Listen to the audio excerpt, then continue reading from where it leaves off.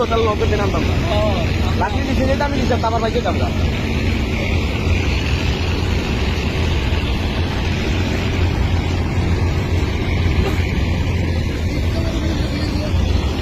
কি ধরছে মাইরা লাগবো বাইরে মেরা লাগবে একদম আড়া লাগবো মাইরা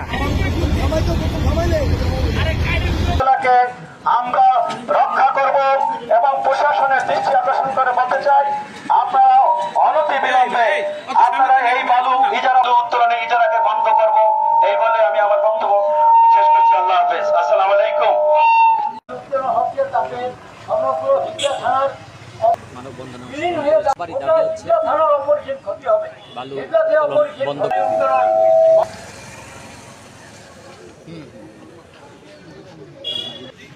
আজকে যেভাবে বালু উত্তোলন করা হচ্ছে সেখানে 70 থেকে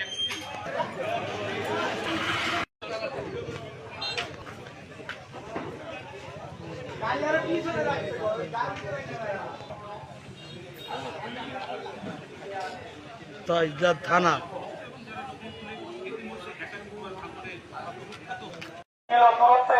এই বালু উত্তোলন করা এক শ্রেণী